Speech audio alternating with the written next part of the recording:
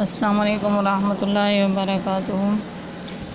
عزیز طالبات، کیا حال ہے؟ کیسی ہیں؟ امید ہے اللہ تعالیٰ کے کرم سے آپ سب خیریت سے ہوں گی۔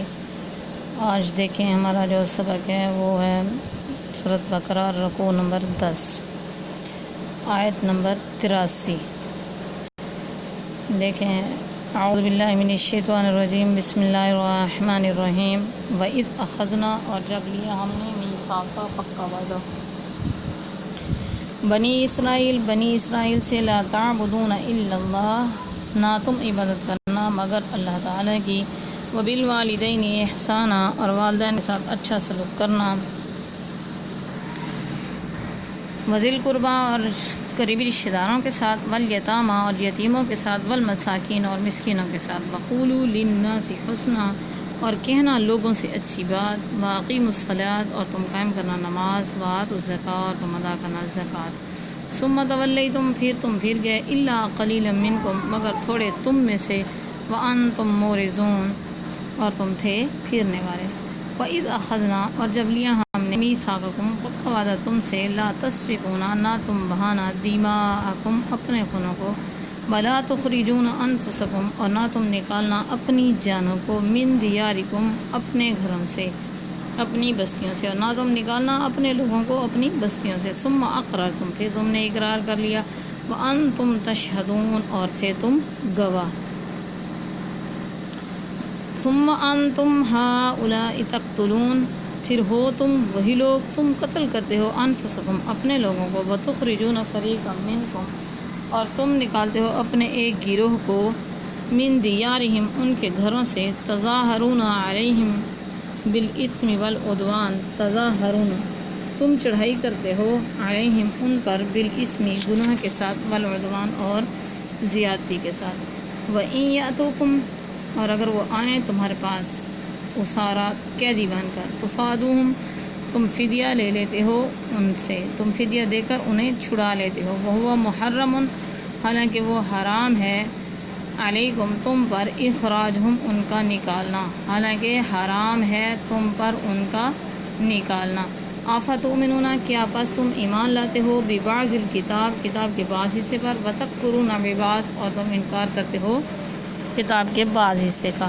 فما جزاء، پس کیا بدلہ ہے، من یفعل، اس شخص کا، ذالک، جو کرے یہ، منکم، تم میں سے، الا خزی، سوائے رسوائی کے، فی الحیات الدنیا، دنیا کی زندگی میں، ویوم القیامہ، اور قیامت کے دن، یردون، تم لوٹائے جاؤ گے، الی اشد العذاب، سخت عذاب کی طرف، وما اللہ بغافل، اور نہیں ہے اللہ تعالیٰ غافل، عما تعملون، ان اعمال سے جو تم کرتے ہو، اولئک، یہی لوگ ہیں، الذین، جنہوں نے، اشتروا، خرید لی، الحیات الدنیا، دنیا کی زندگی، بالآخرہ، آخرت کے بدلے میں، فلا یخفف، پس نہ ہلکا کیا جائے گا، عنہم العذاب، ان سے عذاب، ولا ہم ینصرون، اور نہ وہ مدد دیے جائیں گے۔ یہ سورۃ بقرہ کا جو 9واں رکوع ہے، اس کے اندر بنی اسرائیل سے میثاق کے بارے میں آ رہا ہے، احکام عشرہ اس میں بیان کیے جا رہے ہیں۔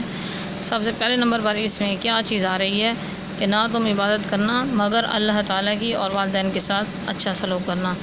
اس وقت بنی اسرائیل میں بھی اسی طرح ہے، وَقَضَىٰ رَبُّكَ أَلَّا تَعْبُدُوا إِلَّا إِيَّاهُ وَبِالْوَالِدَيْنِ إِحْسَانًا، جہاں اللہ تبارک و تعالیٰ نے پورے قرآن پاک کے اندر جہاں بھی اللہ تعالیٰ نے اپنی عبادت کا ذکر کیا ہے، ساتھ والدین کے ساتھ اچھا سلوک کرنے کا، اللہ تعالیٰ نے توحید کے بعد، اپنے ذکر کے بعد، والدین کے ساتھ اچھا سلوک کرنے کو حکم دیا ہے، اور ایسے ہی وَاعْبُدُوا اللَّهَ وَلَا تُشْرِكُوا بِهِ شَيْئًا وَبِالْوَالِدَيْنِ إِحْسَانًا، اور آیت ہے کہ تم وَاعْبُدُوا اللَّهَ، اور تم عبادت کو اللہ تعالیٰ کی، اس کے ساتھ کسی کی شریک نہ ٹھہراؤ، اور والدین کے ساتھ اچھا سلوک کرو۔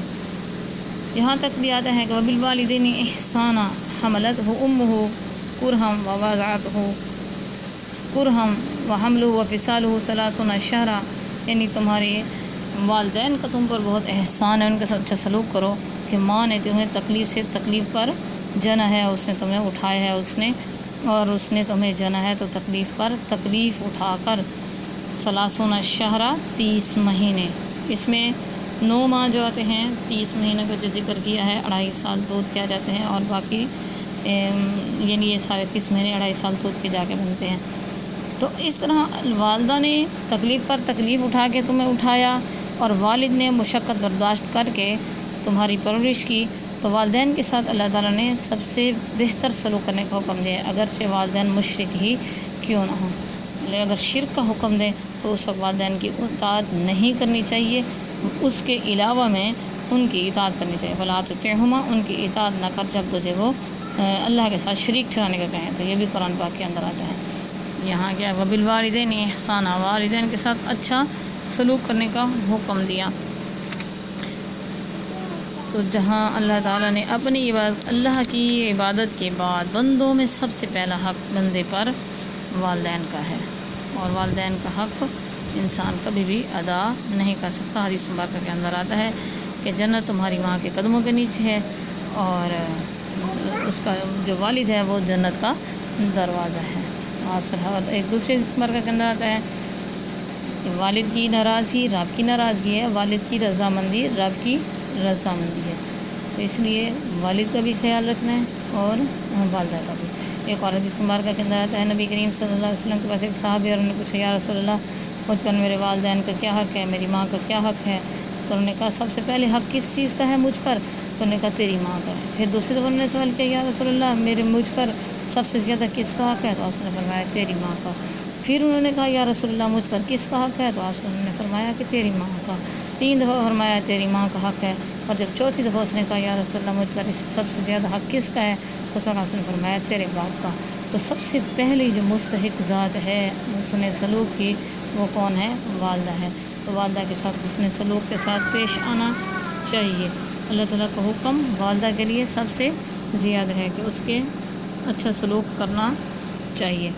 اس کے علاوہ بھی حدیث مبارکہ کے اندر آتا ہے کہ والدین کے ساتھ بہت نیک سلوک کرنا چاہیے، یہاں تک کہ آپ صلی اللہ علیہ وسلم سے صحابہ اکرام نے پوچھا کہ یا رسول اللہ افضل عمل کون سا ہے؟ تو آپ صلی اللہ علیہ وسلم نے فرمایا کہ بر الوالدین، والدین کے ساتھ اچھا سلوک کرنا۔ ایک صحابی آئے اور انہوں نے کہا یا رسول اللہ آپ مجھے بتائیں سب سے افضل عمل کیا ہے، میں جہاد کرنا چاہتا ہوں۔ تو آپ نے فرمایا تیری ماں زندہ ہے؟ انہوں نے کہا جی۔ انہوں نے کہا جا تو اپنی والدہ کی خدمت کاری سے میں تیرا جہاد ہے۔ ایسے ہی ایک شخص ہے، اس نے کہا میں نے حج کرنے جانا ہے، انہوں نے کہا تیرے والدین زندہ؟ انہوں نے کہا جی۔ انہوں نے کہا جا ان کی خدمت کر، تیرا حج اسی میں ہے۔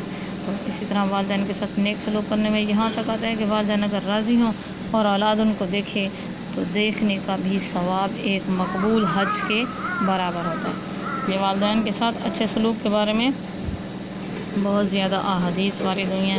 قرآن پاک کے اندر بھی والدین کے ساتھ اچھا سلوک کرنے کا حکم آتا ہے، تو ہمیں اپنے والدین کے ساتھ اچھا سلوک کرنا چاہیے۔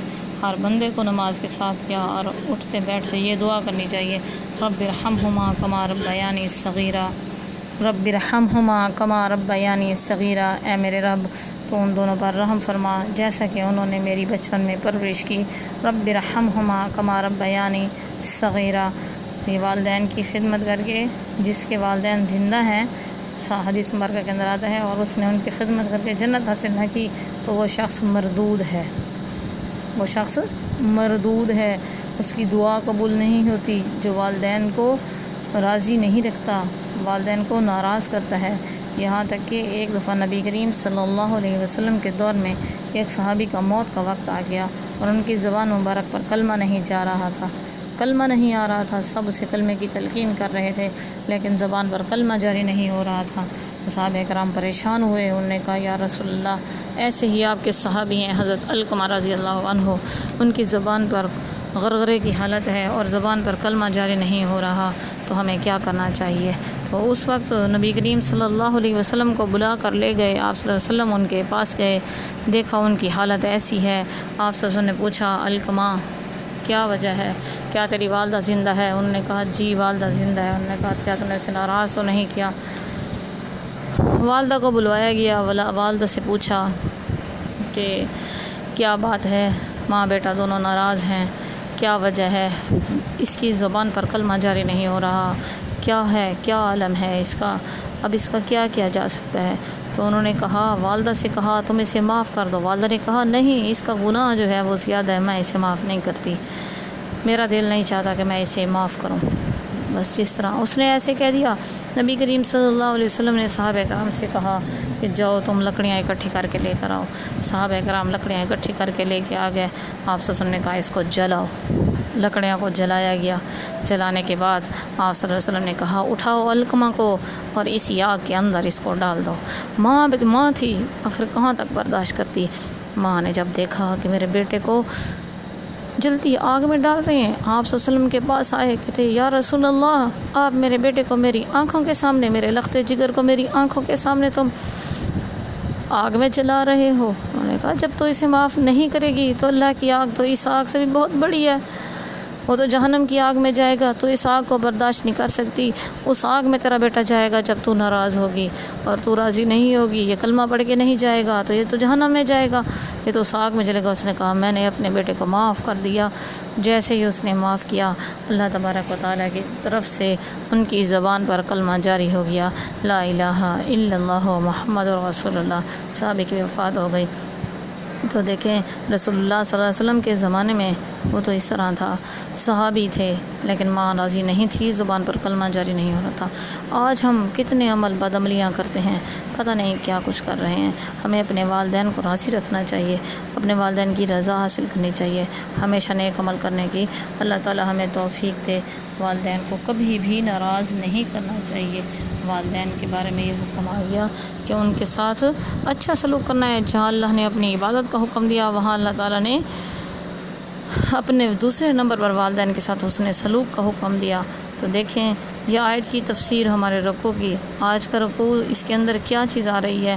ان آیات کریمہ بنی اسرائیل کے میثاق کا ذکر ہے، جنہوں نے اپنے انبیاء کے توسط سے اللہ تعالیٰ سے کیا۔ اس عہد نامے میں یہود نے اللہ تعالیٰ کے روبرو پختہ عہد کیا کہ وہ اس میثاق کی پابندی کریں گے۔ میثاق کی شرائط درج ذیل تھیں، جنہیں احکام عشرہ بھی کہا جاتا ہے۔ احکام عشرہ نمبر 1 توحید، اللہ عز و جل کے علاوہ کسی کی عبادت نہیں کریں گے۔ دوسرے نمبر پر والدین سے حسن سلوک سے پیش آئیں گے۔ تیسرے نمبر پر قریبی رشتہ داروں سے نیک سلوک کریں گے۔ چوتھے نمبر پر یتیموں کی دیکھ بھال کریں گے۔ پانچویں نمبر پر محتاجوں سے غم گساری کریں گے۔ چھٹے نمبر پر حسن گفتگار اور شیریں کلام کا مظاہرہ کریں گے۔ ساتویں نمبر پر نماز قائم کریں گے۔ آٹھویں نمبر پر زکوٰۃ کی پابندی کریں گے۔ نویں نمبر پر قتل و غارت اور خون ریزی نہیں کریں گے۔ 10ویں نمبر پر اپنے بھائیوں، رشتہ داروں اور قوم کے دیگر افراد کو جلا وطن نہیں کریں گے۔ یہ عہد شکنی بنی اسرائیل کی فطرت ثانیہ بن چکی تھی، لیکن وہ اس میثاق کی پابندی نہ کر سکے کیونکہ شریعت الہیہ کو انہوں نے کبھی دل سے قبول نہیں کیا تھا۔ لہٰذا اللہ تعالیٰ آیت کے آخر میں فرماتے ہیں کہ قلیل لوگ میثاق پر قائم رہے اور تکمیل احکام پر بند رہے، باقی پوری قوم نے حسب عادت انحراف اور اعراض کی راہ اختیار کی۔ آیت نمبر 85-86 کو دیکھیں کہ اس کی تفسیر میں کتاب الہی کی جزوی اطاعت کہ سمان تمہا علم انصار مدینہ کی، یہاں ایک غور سے بات سمجھنے کی ہے۔ پس منظر دیکھیں ان آیات کا کیا ہے۔ انصار مدینہ کے اندر 2 قبیلے تھے انصار کے، اوس اور خزرج، یہ باہم لڑتے رہتے تھے۔ اس طرح یہود مدینہ کے 2 اہم گروہ تھے، بنو نذیر اور بنو قریظہ۔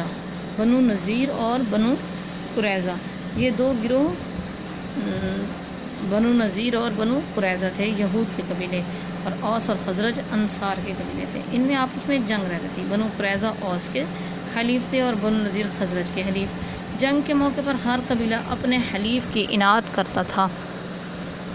جب ایک گروہ غلبہ پاتا تو مغلوب فریق کو ملک بدر کر دیا جاتا، ان کے مکانات مسمار کر دیے جاتے۔ لیکن اگر کوئی یہودی گرفتار ہو کر جنگی قیدی بنا لیا جاتا تو وہ اپنے قبیلے سے فدیہ لے کر اسے چھڑا لیتے تھے۔ فدیے کا لین دین کتاب اللہ تورات کی روح سے ایک حصہ مانتے تھے، ایک حصے کو مانتے اس تورات کی روح سے جائز سمجھتے تھے۔ اس طرح وہ حکم خداوندی پر عمل کرتے، اسیرانہ جنگ کو تو فدیہ دے کر چھڑا لیتے، لیکن قدرت یہ حکم خون ریزی نہ کرو کو ٹھکرا دیتے، یعنی پہلے جنگ ہی نہ کرتے تو فدیہ کی نوبت ہی نہ آتی۔ اس طرح وہ اپنی الہامی کتاب یعنی تورات کے ایک حصے کو مانتے تھے، وہ فدیہ دے کر چھڑانا تھا، اور دوسرے حصے پر ایمان نہیں رکھتے تھے، یہ کہ اپنے ہم مذہب بھائیوں سے لڑائی نہ کرنا تھا، یہ وہ نہ کرتے تھے۔ اللہ تعالیٰ ان کی اس دوغلی پالیسی پر متنبہ کرتا ہے کہ انہیں اس روش پر سخت سزا ملے گی، ایسی جزوی اطاعت پر دنیا میں ذلت و رسوائی ہوگی اور آخرت میں بھی شدید عذاب سے دوچار ہونا پڑے گا، کیونکہ دین کی مکمل اطاعت ہونی چاہیے، ورنہ چند احکام کو مان لینا اور چند کا انکار کر دینا خدا کے ہاں مقبول نہیں ہے۔ تو جو اس طرح کام کرتا ہے اس کی سزا کیا ہے؟ اخروی سزا ہمیشہ سے سخت عذاب سے دوچار ہونا ہے۔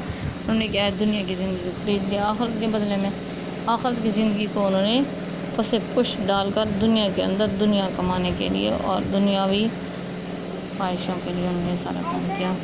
اللہ تبارک و تعالی ہمیں اس سے بچائے اور اچھے عمل کی توفیق عطا فرمائے۔ وما علینا الا البلاغ المبین۔